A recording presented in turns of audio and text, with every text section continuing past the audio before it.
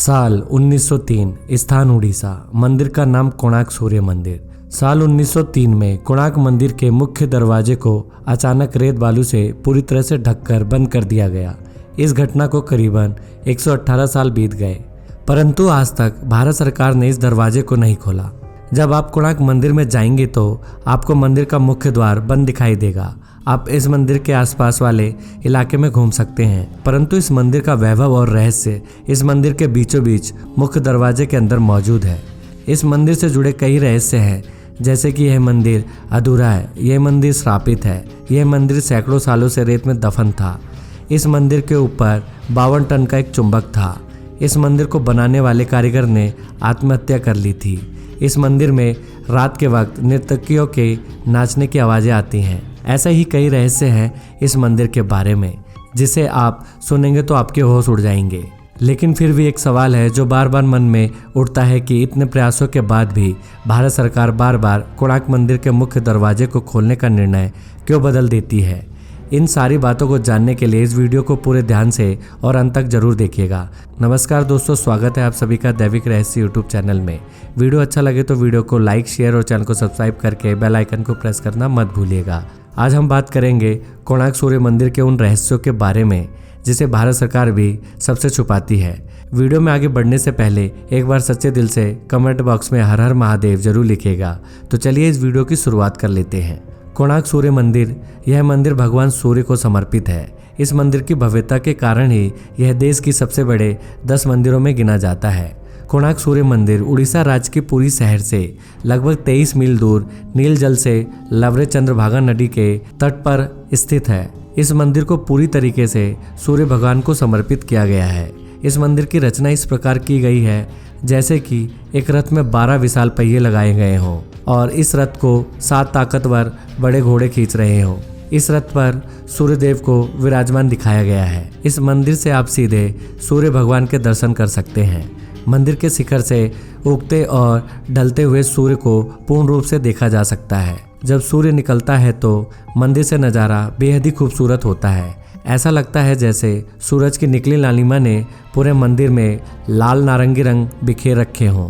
वहीं मंदिर की आधार को सुंदरता प्रदान करते 12 चक्र साल के 12 महीने को परिभाषित करते हैं और हर चक्र दिन के 8 पहर को दर्शाते हैं। यह मंदिर 2 भागों में बना हुआ है, जिसमें से पहले भाग में नट मंदिर में सूर्य की किरणें पहुंचती थी और कहा जाता है कि कांच या हीरे जैसी धातु से प्रवेश मंदिर की प्रतिमा पर पड़ती थी, जिसकी छटा देखने के लायक होती थी। वहीं मंदिर की कलाकृति में इंसान हाथी और शेर से दबा है और यह पैसे और घमंड का घोतक है और ज्ञान वर्धक भी है। इस मंदिर के बारे में कहा जाता है कि श्री कृष्ण के पुत्र शाम को श्राप के कारण कोढ़ रोग हो गया था और इनसे बचने के लिए श्री कटक ने सूर्य भगवान की पूजा करने की सलाह दी थी। शाम ने चंद्रभागा नदी के संगम पर कोणार्क में 12 वर्षों तक तपस्या की और सूर्यदेव को प्रसन्न कर दिया।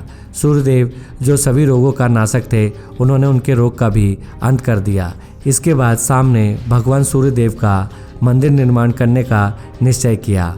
अपने रोग के निदान के पश्चात चंद्रभागा नदी में स्नान करते हुए शाम को सूर्यदेव की मूर्ति मिली। यह मूर्ति सूर्यदेव के शरीर के ही भाग से देवश्री विश्वकर्मा जी ने बनाई थी। शाम ने इस मूर्ति को अपने बनवाई मित्रवन में एक मंदिर में स्थापित किया और तब से यह स्थान पवित्र माने जाने लगा। कोणार्क मंदिर के बारे में यह भी कहा जाता है कि यहाँ आज भी नर्तकियों की आत्माएं आती हैं। अगर कोणार्क के पुराने लोगों की माने तो आज भी यहाँ पर शाम को उनके नर्तकियों की पायल की झनकार आपको साफ साफ सुनाई देगी, जो कभी यहाँ के राजाओं के दरबार में नृत्य किया करती थी। इस मंदिर का निर्माण एक सैंडविच के तौर पर किया गया है, जिसके बीच में लोहे के प्लेट थे जिस पर मंदिर के पिलर रखे हुए थे। ऐसा भी कहा जाता है कि मंदिर के ऊपर एक 52 टन का चुंबक रखा हुआ था, जो कि इन खंभों से संतुलित था। इसी के चलते भगवान सूर्यदेव की प्रतिमा हवा में तैरती थी और इसे देखकर हर कोई हैरत में आ जाता था। कहा जाता है कि इस चुंबक को विदेशी आक्रमणकारियों ने तोड़ दिया था। ऐसा भी कहा जाता है कि मंदिर के ऊपर रखे चुंबक के चलते समुद्र से गुजरने वाले नाव और जहाज, जो कि लोहे के बने होते थे, इस चुंबक के कारण क्षतिग्रस्त हो जाते थे। इस कारण अपने नाव को बचाने हेतु नाविक इस चुंबक को निकाल कर ले गए। यह चुंबक पत्थर एक केंद्र शिला का कार्य कर रहा था और इसके कारण ही मंदिर के बाकी सभी चुंबक पत्थर संतुलन में थे। इसके हटने के कारण खंभों का संतुलन बिगड़ गया, जिसके परिणाम स्वरूप मंदिर क्षतिग्रस्त हो गया। परंतु इस घटना का कोई ऐतिहासिक विवरण नहीं मिलता, ना ही किसी ऐसे चुंबक के पत्थर का कोई विवरण उपलब्ध है। सन 1568 में उड़ीसा में मुसलमानों का आतंक था और मंदिर को तोड़ने के निरंतर प्रयास हो रहे थे। जिस तरह पुरी के जगन्नाथ मंदिर के पंडव ने भगवान जगन्नाथ की मूर्ति को श्री मंदिर से हटाकर किसी गुप्त स्थान पर छुपा दिया, ठीक उसी प्रकार कोणार्क की सूर्य मंदिर के पंडव ने प्रधान देवता की मूर्ति को हटाकर वर्षों तक रेत में दबाकर रखा। बाद में यह मूर्ति पुरी भेज दी गई और वहां जगन्नाथ मंदिर के प्रांगण में स्थित इंद्र के मंदिर में रख दी गई।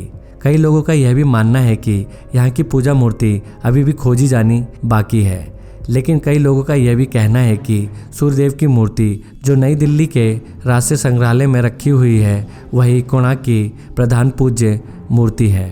फिर भी कोणार्क मंदिर में सूर्य वंदना मंदिर से मूर्ति हटने के बाद बंद हो गई। इस कारण तीर्थयात्रियों का आना जाना बंद हो गया।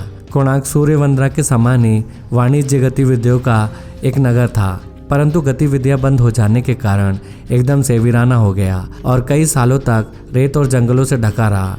फिर बाद में मंदिर को खोजा गया, लेकिन मंदिर के कई हिस्से बहुत ही बुरी हालत में पाए गए।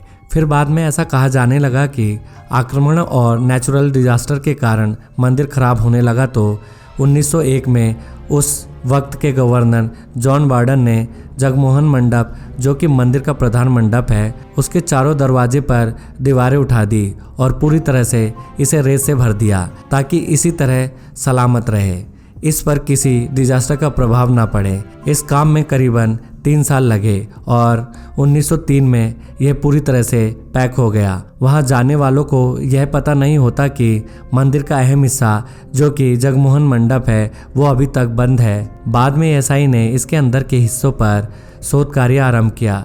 कई बार लोगों के दर्शन हेतु इस मंदिर के मुख्य दरवाजे को खोलने की बात कही गई, परंतु 118 साल बीत गए और आज भी यह बंद है। आप इंटरनेट पर और आर्टिकल के माध्यम से पढ़ सकते हैं कि न जाने कितनी बार इस मंदिर के मुख्य दरवाजे को खोलने का जिक्र हुआ, लेकिन बार बार आखिर में निर्णय बदल दिया गया। क्या सच में इस मंदिर को प्राकृतिक आपदाओं के कारण बंद कर दिया गया या कोई और वजह थी इसके बंद करने की? यह सभी सवालों से पर्दा तभी उठेगा जब यह दरवाज़ा खुलेगा। दोस्तों, आपका क्या ख्याल है इसके बारे में हमें कमेंट बॉक्स में ज़रूर बताइएगा। अगर वीडियो पसंद आए तो वीडियो को लाइक, शेयर और चैनल को सब्सक्राइब करके बेल आइकन को प्रेस करना मत भूलिएगा। जल्दी मिलते एक नए वीडियो के साथ, तब तक के लिए अपना ख्याल रखिएगा।